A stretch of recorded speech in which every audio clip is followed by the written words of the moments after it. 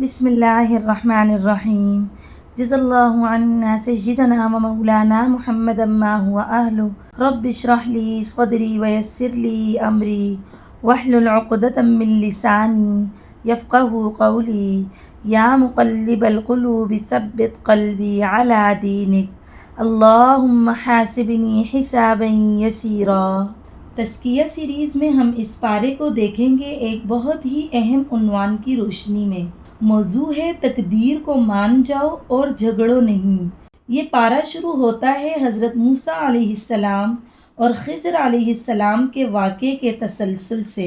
آیت 75 سورۃ الکہف کی، اور یہ شروع کی چند آیات ہیں جن کا تعلق اس پارے کے موضوع سے ہے۔ جب خضر علیہ السلام نے حضرت موسیٰ علیہ السلام کو تمام بھید بتائے جن پر وہ سوال کر رہے تھے مختلف جگہوں پر، پھر انہوں نے حضرت موسیٰ علیہ السلام کو اس کشتی کا معاملہ بتایا۔ اس سے کیا پتہ چلتا ہے کہ بعض دفعہ ہم کچھ چیزیں بظاہر بہت زیادہ خوبصورتی اور شان و شوکت کے لیے لے لیتے ہیں، اس سے نظر بھی لگ جاتی ہے اور وہ چیزیں بعض دفعہ ہماری جان لینے کا سبب بھی بن جاتی ہیں۔ خضر علیہ السلام نے اس کشتی کو ظاہری طور پر ذرا خراب کر دیا، لیکن اس سے فائدہ اٹھایا جا سکتا تھا اور وہ بادشاہ سے بھی محفوظ رہی۔ تو بعض دفعہ آپ دیکھیں کہ چھوٹے نقصان کے ذریعے اللہ تعالیٰ انسان کو بڑے نقصان سے محفوظ کر لیتا ہے۔ یہ زندگی میں بہت جگہ ہوتا ہے، انسان وہیں خوش رہے گا جو چھوٹے نقصان سے گزر کر بڑا فائدہ لے۔ یہ دنیا چھوٹی ہے، آخرت بڑی ہے۔ اس دنیا کا ہر نقصان چھوٹا ہے۔ اگر دنیا میں کوئی صدمہ آئے، کوئی چوٹ آئے، کوئی تکلیف آئے، فوراً سوچ لیں کہ اس کے بدلے میں آخرت میں خیر ملے گی۔ اسی طرح آیت 100 اور 101 میں کافروں کے بارے میں تذکرہ ہے کہ وہ کچھ سننے کو تیار ہی نہیں اور قیامت کے دن دوزخ ان کے سامنے لائی جائے گی۔ اسی طرح آیت 103 اور 104 میں عملوں کی ناکامی کے بارے میں تذکرہ ہے۔ آخرت کی نگاہ سے دیکھیں تو کون ہے سب سے زیادہ خسارے میں؟ جو دنیا میں یہ سوچ کر کام کرتے رہے کہ اچھے کام کر رہے ہیں اور وہاں جا کر پتہ چلا کہ کام تو سارے ہی خراب کیے۔ یہ کون لوگ ہوتے ہیں جو شیطان کے کاموں کو اللہ تعالیٰ کے کام سمجھ کر کرتے ہیں؟ اس کی کئی مثالیں ہو سکتی ہیں۔ دین کے رنگ سے دیکھیں تو اس میں ہر وہ دیندار ہے جو غلط طریقے سے دین کو پھیلا رہا ہے، غلط دین کی ترویج کر رہا ہے، بدعات کو دین کے نام پر پیش کرتا ہے۔ لیکن اگر دنیاوی اعتبار سے دیکھیں تو یہ وہ سارے لوگ ہیں جن کو دنیا جمع کرتے گزر گئی اور وہ سوچ کیا رہے تھے کہ ہم بہت اچھا کام کر رہے ہیں۔ ہر بندہ اپنے آپ کو چیک کر سکتا ہے کہ میں کہاں کھڑا ہوں۔ آپ دیکھیں یہ دنیا اسباب کے پردے میں چھپی ہوئی ہے۔ ہم آج جو بھی کرتے ہیں بظاہر اس کی کوئی نہ کوئی وجہ سمجھ آ جاتی ہے، لیکن کل قیامت کے دن سارے پردے جب چاک ہوں گے تو ہماری اصل شکلیں لوگوں کے سامنے آئیں گی۔ اس سورت کی آخری 2 آیات بہت زیادہ غور طلب ہیں۔ یہاں تمام سمندروں کو ملا کر سیاہی کی بات ہے اور سورہ لقمان میں تمام درختوں کے قلم بننے کی بات ہے کہ سارے درختوں کی لکڑیوں کے قلم بنا لو اور لکھو اللہ کی باتیں، سب ختم ہو جائے گا لیکن تمہارے رب کی باتیں ختم نہیں ہوں گی۔ اس کے عجائب، اس کی قدرتیں اور اس کی شان و مقام کبھی بھی تم بیان نہیں کر سکو گے۔ یہ وہ رب جو ہماری زندگیوں کے معاملات کو چلاتا ہے، پھر کیسے ہو سکتا ہے کہ ہمیں اس کا کوئی فیصلہ پسند نہ آئے؟ بعض دفعہ ناسمجھی میں بھی ہم کہہ دیتے ہیں، جیسے کوئی فوت ہوتا ہے تو کہہ دیتے ہیں کہ افسوس کرنے جا رہے ہیں۔ کیا مجھے اور آپ کو حق پہنچتا ہے کہ اتنی بڑی ذات جس کی باتیں لکھنے کے لیے روشنائی ختم ہو جائیں، باتیں نہ ختم ہوں، اس کے فیصلے پر افسوس کریں؟ مت کریں۔ ہم تعزیت کریں، دعا کریں، لیکن افسوس نہیں۔ بعض دفعہ رشتے ناتے ہوتے ہیں اور لوگ ناراض رہتے ہیں، ادھر نہیں ہونا چاہیے تھا، ادھر ہونا چاہیے تھا۔ ہمیں اللہ کے فیصلوں پر ناراض نہیں ہونا چاہیے۔ بعض لوگ اپنے بچوں پر خوش نہیں کہ بیٹا نہیں دیا، ناراض رہتے ہیں یا خوش رہتے ہیں۔ بس اپنے لیے یہ نقطہ نوٹ کر لیں کہ میں نے اپنے لیے رب سے کبھی بھی ناراض نہیں ہونا، کیونکہ وہ بہت بڑی ذات ہے۔ اپنی زندگی میں آنے والے فیصلے کو دل کی خوشی سے مانیں۔ آپ تقدیر کو اپنی خوشی بنا لیں، ناکامیوں کو اپنی کامیابی بنا لیں، آپ دنیا میں سانس لینے لگیں گے، ورنہ جو مل جائے گا اس کے بعد ایک اور دروازہ کھلا ہوگا کہ یہ کیوں نہیں ملا۔ خوش رہنے کا راز ہی کیا ہے کہ اللہ کے فیصلوں پر راضی ہو جاؤ۔ اس صورت میں بڑے بڑے فتنوں کی بات ہوئی، ایمان کو بچانے کی بات ہوئی، دولت کی بات ہوئی، سلطنت کی بات ہوئی، اور ہر جمعہ اس صورت کو پڑھانے کا جو مقصد تھا وہ یہی تھا کہ زندگی میں آنے والے غیر متوقع واقعات اور معاملات کو خوشی سے مان لو اور رد عمل کا شکار نہ ہو جاؤ، پریشانی میں نہ چلے جاؤ۔ آپ دیکھیں اس وقت ہر شخص اس خطرے میں ہے کہ اس کے ساتھ کوئی معاملہ نہ ہو جائے جس کو وہ قبول نہ کرے، جو اس کی مرضی کے خلاف ہو۔ لیکن ایمان والا وہ ہوتا ہے جو اپنے آپ کو تھام کر رکھتا ہے، چیز جائے تو جائے، ایمان نہ جائے، ناشکری کی باتیں نہیں کرتا، جس طرح اس صورت میں اس طرح کی باتیں تھیں۔ اگلی سورہ مریم دوسری طرف کے تقدیری فیصلوں کو قبول کرواتی ہے۔ دوسرے لفظوں میں یہ کہہ لیں کہ سورۃ الکہف میں ہم نے کچھ ایسی چیزوں کو سیکھا جو انسان کی طبیعت پر بوجھ بنتی ہیں، لیکن انسان اتنا کمزور ہے کہ غم بھی نہیں برداشت کرتا تو خوشیاں بھی برداشت نہیں کرتا۔ ایسی ہی خوشیوں کی خبریں حضرت زکریا علیہ السلام اور بی بی مریم علیہ السلام کو ملتی دیکھیں گے۔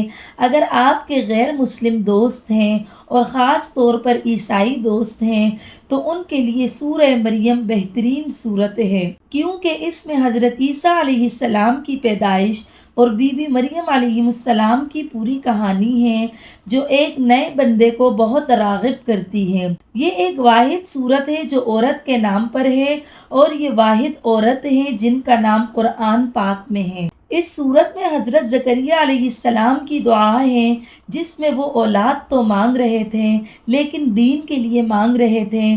یہ اپنے دور کے نبی تھے، مسلح تھے، ان کو یہ غم تھا کہ میں نے جو دین کے لیے کوششیں کی ہیں اور جو کام میں نے کیے ہیں، اب میرے بعد یہ کیسے جاری رہیں گے، کیونکہ کوئی بندہ کتنا ہی کسی کے دین کا معاون ہو، لیکن اپنی اولاد کے اوپر ایک مان بھی ہوتا ہے اور روب بھی ہوتا ہے۔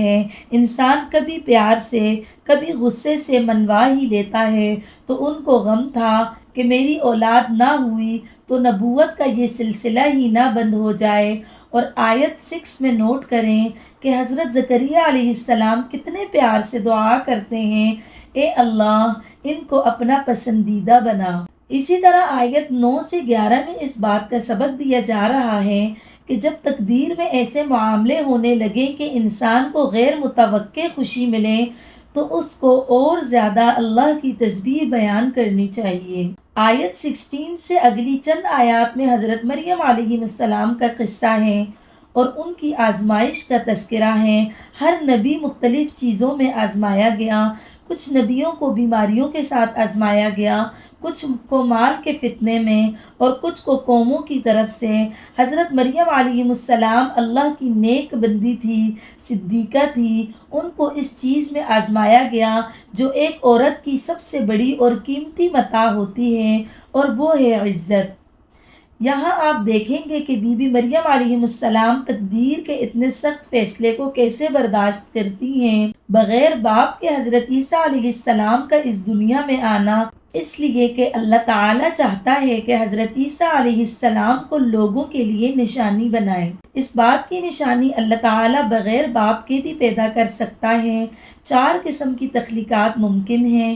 مرد اور عورت کے ذریعے ہر بندہ دنیا میں اسی طرح آ رہا ہے، بغیر مرد بغیر عورت کے۔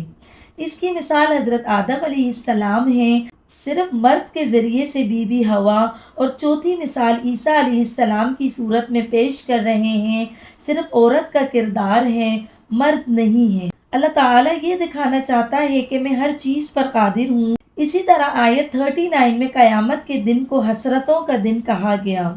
کیوں؟ جنہوں نے غلط کام کیے ان کو اس پر حسرت ہوگی کہ غلط کیوں کیے، اور جنہوں نے اچھے کام کیے ان کو حسرت ہوگی کہ زیادہ اچھے کام کیوں نہ کیے۔ اس کے بعد اور کوئی دن نہیں، اس جگہ قیامت کے دن کو یوم عقیم کہا گیا۔ عقیم کہتے ہیں بانجھ کو، جڑ کٹا، یعنی اس دن کے بعد اگلا کوئی دن نہیں آنا۔ اس کے بعد آیت 41 سے حضرت ابراہیم علیہ السلام کا تذکرہ ہے۔ قرآن پاک میں حضرت ابراہیم علیہ السلام کا مختلف جگہوں پر ذکر آتا ہے۔ ان آیات میں حضرت ابراہیم علیہ السلام کا تقدیر پر ایمان نظر آتا ہے۔ آیت 48 میں حضرت ابراہیم علیہ السلام کہہ رہے ہیں کہ میں اپنے پروردگار کو پکار کر مایوس نہیں ہوں گا، اور یہاں یہ بات نوٹ کرنے کی ہے کہ حضرت ابراہیم علیہ السلام اپنے والد سے اللہ تعالیٰ کی خاطر الگ ہوئے تو اللہ تعالیٰ نے ان کو اسحاق جیسا بیٹا اور یعقوب جیسا پوتا یعنی اولاد بخشی، جس سے یہ بات پتہ چلتی ہے کہ زندگی کے کسی بھی حصے میں ہر بندے کو اللہ کے سامنے یہ دلیل دینی پڑتی ہے کہ اے اللہ تیرے لیے سب چھوڑ دوں گا۔ پھر خوشخبریاں ملتی ہیں اللہ تعالیٰ کی طرف سے نعمتوں کی شکل میں، یعنی اللہ کی طرف جانے کے لیے پچھلے سہاروں کو چھوڑنا پڑتا ہے۔ اور یہاں پر تقدیر کے موضوع کے لحاظ سے حضرت علی کی مثال اس بارے کے موضوع پر پوری اترتی ہے۔ کسی نے حضرت علی سے کہا کہ تقدیر کیا ہے، ہم کتنے مجبور ہیں اور اللہ کا کتنا اختیار ہے، تو کہنے لگے ایسا کرو ایک پاؤں اٹھاؤ۔ اس نے اٹھا لیا تو کہنے لگے اب دوسرا بھی اٹھاؤ۔ اس نے کہا یہ تو نہیں اٹھا سکتا۔ کہنے لگے یہی تقدیر ہے، آدھا ہمارا اختیار ہے آدھا اللہ کا، دو ارادے ملتے ہیں تو تقدیر بنتی ہے۔ تقدیر اور تدبیر میں توازن ہوتا ہے اور پھر انسان اللہ تعالیٰ کے فیصلوں کو قبول کرتا ہے۔ پھر کچھ نبیوں کے تذکروں کے بعد آیت 59 میں ایسے لوگوں کا ذکر ہے جو نمازوں کو ضائع کرتے اور خواہش نفس کی پیروی کرتے۔ دیکھیں آج بھی جو بہت ساری نمازیں ضائع ہوتی ہیں اس کی وجہ خواہشات نفس ہے۔ اور آیت 63 سے پتہ چلتا ہے کہ جنت کی قیمت تقویٰ ہے۔ اس کے بعد آیت 71 میں بہت اہم آیت ہے، اس میں پل صراط کا تذکرہ ہے۔ پل صراط جنت اور جہنم کی اگر تھوڑی سی ڈائریکشن لیں تو میدان حشر ہے، اس کے ساتھ جہنم ہے اور آگے جنت ہے۔ جس کو بھی جنت میں جانا ہے اس کو جہنم کے اوپر سے گزرنا ہے، اور اس جہنم کے اوپر اللہ تعالیٰ نے ایک پل رکھا ہوا ہے جسے ہماری زبان میں پل صراط کہتے ہیں۔ یہ سمجھ لیجئے کہ جہنم میں جانے سے جن کو بچانا ہے ان کے لیے یہ آخری کلیننگ روم ہے۔ لوگ اس پر روک لیے جائیں گے، اس پر آنکڑے ہیں جیسے بڑے بڑے ناخن ہوتے ہیں۔ ہر بندہ اپنے اعمال کے مطابق یہاں سے گزرے گا، کوئی بھاگ کر، کوئی چل کر، کوئی گھوڑوں کے سوار کی طرح۔ اس سے تھوڑا سا آگے جا کر کنترا نامی پل ہے، جو گندا خون، حرام چیزیں، دل کے کینے ہوں گے وہ یہاں نکلیں گے۔ یہاں اللہ تعالیٰ پاک کر کے لوگوں کو جنت دے گا۔ کچھ ایسے بھی ہیں جنہیں کچھ عرصہ جہنم میں گرا کر، دل کا پکا میل دور کر کے اور زبان کی گندگی نکال کر پھر جنت ملے گی۔ آپ کہتے ہیں نیک لوگوں کا کیا ہوگا، تو ہم دیکھتے ہیں کہ بجلی کی رودات میں سے گزر جاتی ہے لیکن پلاسٹک میں سے نہیں گزرتی۔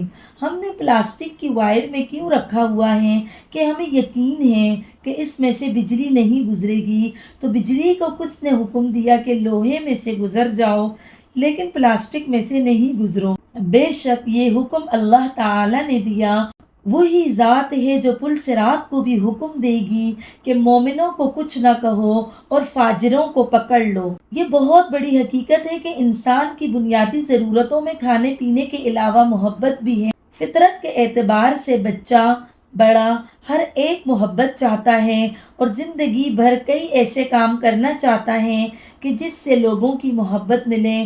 اللہ کی محبت لینے کا طریقہ کیا ہے کہ اللہ سے محبت کریں، ان کاموں سے محبت کریں جو اللہ کی طرف بلاتے ہیں۔ آیت 96 میں اللہ تعالیٰ کی محبت کے بارے میں بتایا ہے۔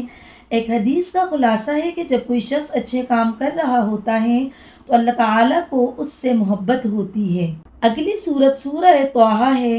آپ کہہ سکتے ہیں کہ اگر سورہ مریم میں حضرت مریم علیہ السلام اور حضرت عیسیٰ علیہ السلام کے ناطے سے نصارہ کی بات ہوئی تو سورہ طٰہٰ میں موسیٰ علیہ السلام کے ذریعے سے بنی اسرائیل کی بات ہوگی۔ بہت خوشنما صورت ہے، کہانی ہے، بس پڑھتے وقت تصور کریں اور ساتھ ہی ساتھ عمل کی چیزیں لیتے جائیں۔ سورت کے شروع ہی میں اللہ تعالیٰ اپنا تعارف کراتے ہیں اور آیت 9 سے پھر موسیٰ علیہ السلام کی پہلی ملاقات کے بارے میں تذکرہ ہے۔ اگر ان لفظوں کو پڑھتے ہوئے اپنے دل پر محسوس کریں تو واقعی رونگٹے کھڑے ہو جائیں گے اور موسیٰ علیہ السلام کی کیفیت کو محسوس کر سکیں گے جو اس وقت ہوئی ہوگی جب اللہ تعالیٰ نے ان سے کلام کیا۔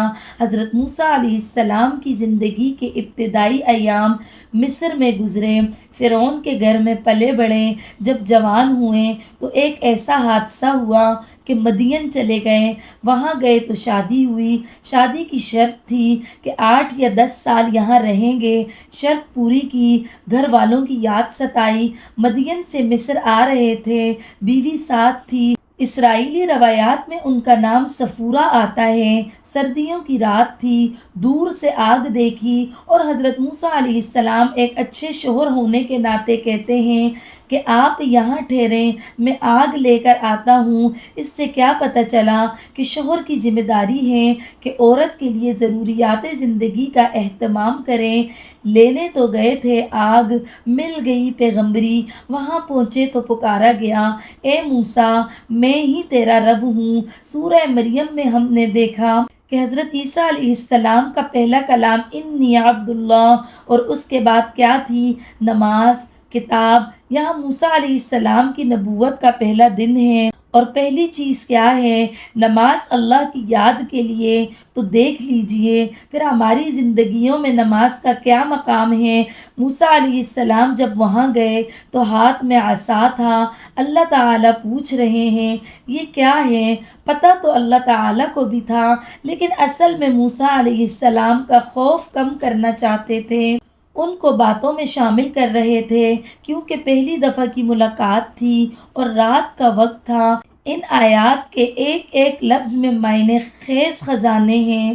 اللہ تعالیٰ نے پوچھا تھا کہ یہ کیا ہے؟ اس کا سادہ سا جواب تھا کہ یہ لاٹھی ہے، لیکن جن کو اللہ تعالیٰ سے بات کرنے کا مزہ آتا ہے تو وہ خود ہی بات بڑھاتے ہیں، اس لیے انہوں نے لاٹھی کے کچھ استعمالات بتائے کہ اللہ سے بات کرنے کا جو لطف ہے اس کو پا سکوں۔ اس سے پتہ چلتا ہے کہ جو اللہ تعالیٰ سے بات کرنا چاہتا ہے وہ نماز کو جلدی جلدی نہیں ختم کرتا بلکہ سکون کے ساتھ نماز ادا کرتا ہے۔ موسیٰ علیہ السلام نے تو اتنے فائدے بتائے اس لاٹھی کے، لیکن دیکھیے آسمان سے کیا آواز آتی ہے کہ پھینک دے اس کو موسیٰ۔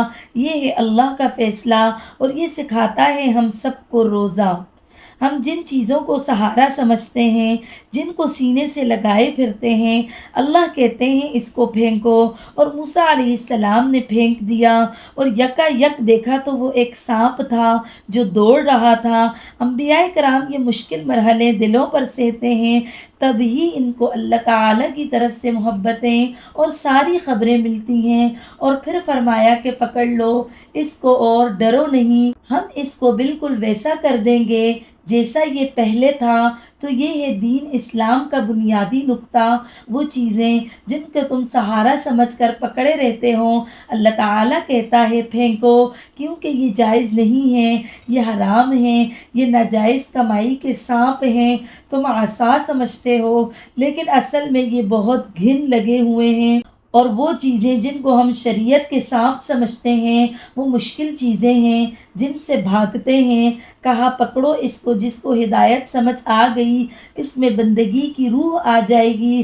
ہم جن چیزوں کو کچھ اور دیکھتے ہیں حقیقت میں وہ کچھ اور ہوتی ہیں۔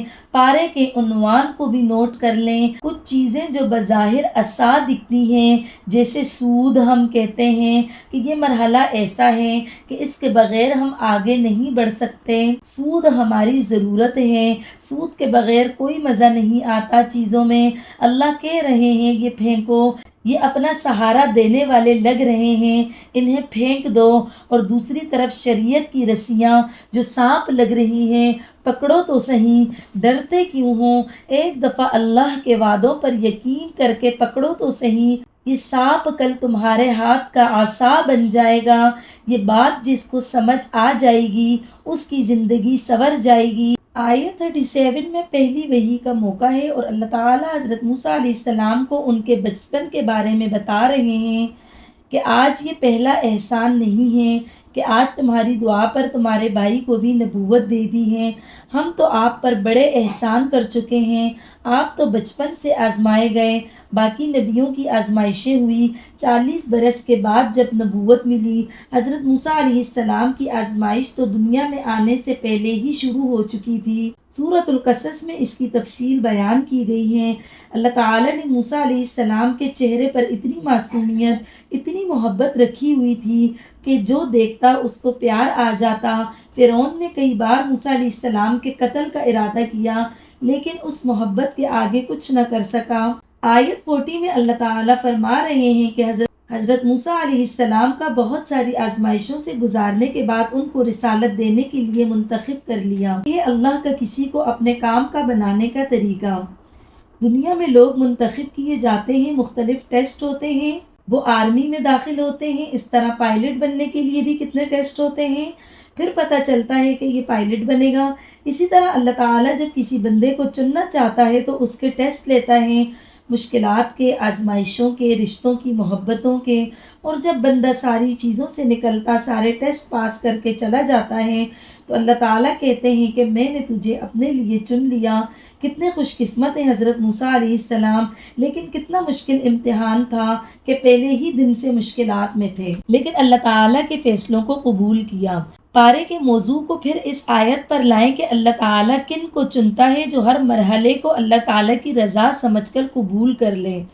جب کبھی اپنے لیے دعا مانگے تو کہیں اے اللہ مجھ سے کوئی بڑا کام کرا، اور ساتھ دل پر پتھر بھی رکھا کریں کیونکہ آزمائشیں آئیں گی، اور جس نے یہ دعا مانگی ساتھ میں اس کو یہ زندگی کی لذتیں مل جائیں گی، اور جس کی زندگی اللہ تعالیٰ نے قبول کر لی وہی بس اپنے آپ کو دنیا میں خوش قسمت سمجھے گا، باقی تو صرف بیکار کی کاٹتے ہوئے دیکھے گئے ہیں۔ اللہ تعالیٰ ہم سب سے آسانیوں کے ساتھ دین کے کام کروا لیں۔ اسی طرح آیت 44 میں اللہ تعالیٰ بات کرنے کا طریقہ بتا رہے ہیں کہ فرعون جیسا دشمن بھی سامنے آ جائے تو نرمی سے بات کرنا، دین کا پیغام نرمی کے ساتھ پہنچانا۔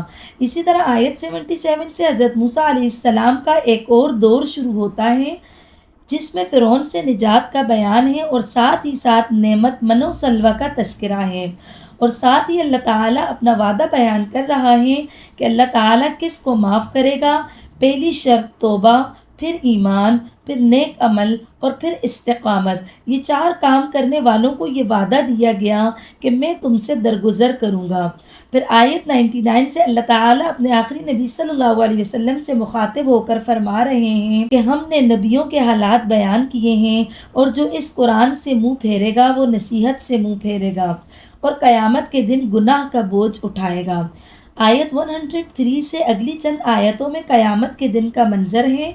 اللہ کے نبی صلی اللہ علیہ وسلم نے فرمایا کہ قیامت کے دن یہ زمین میدے کی روٹی کی ٹکیاں کی طرح ہوگی۔ آیت 115 سے حضرت آدم علیہ السلام کا تذکرہ ہے۔ جب اللہ تعالیٰ نے کہا کہ شیطان تمہارا اور تمہاری بیوی کا دشمن ہے تو کہیں تم دونوں کو جنت سے نہ نکلوا دے۔ اگر غور کریں تو یہ جملہ صرف حضرت آدم علیہ السلام کے لیے نہیں تھا، یہ ہمارے لیے بھی ہے۔ اس پر غور کرنے کی ضرورت ہے۔ آدم علیہ السلام ایک نافرمانی پر جنت سے نکالے گئے، تو کیا آج ہم ڈھیروں نافرمانیوں کے باوجود جنت میں داخل ہو سکتے ہیں؟ لیکن یہاں غور طلب بات یہ ہے کہ توبہ کا پانی کتنا پیارا ہوتا ہے۔ حضرت آدم علیہ السلام کو توبہ کی توفیق ملی اور ان پر اللہ تعالیٰ نے مہربانی سے توجہ فرمائی اور سیدھی راہ بتائی۔ عمل اور نصیحت کے اعتبار سے سورہ طٰہٰ کی سب سے اہم آیت 124 اور 125 ہیں۔ یہاں زندگی کے تنگ ہونے کی بات ہے۔ دوسرے لفظوں میں کہہ لیں کہ جو نصیحت سے منہ پھیرے گا اس کو خوف لاحق ہوگا، مال کم ہوگا، کاروبار ٹھپ ہو گیا وغیرہ وغیرہ۔ یہ دنیا کی تنگیاں ہیں جس کا آج انسانیت شکار ہے۔ اور دوسری تنگی کیا ہے کہ قبر تنگ ہوتی ہے۔ اللہ کے نبی صلی اللہ علیہ وسلم نے کافر کی قبر کا ذکر کرتے ہوئے فرمایا کہ اس کی قبر اتنی تنگ ہوتی ہے کہ پسلیاں آپس میں یوں ملنے لگتی ہیں کہ ادھر کی ادھر اور ادھر کی ادھر ہو جاتی ہیں۔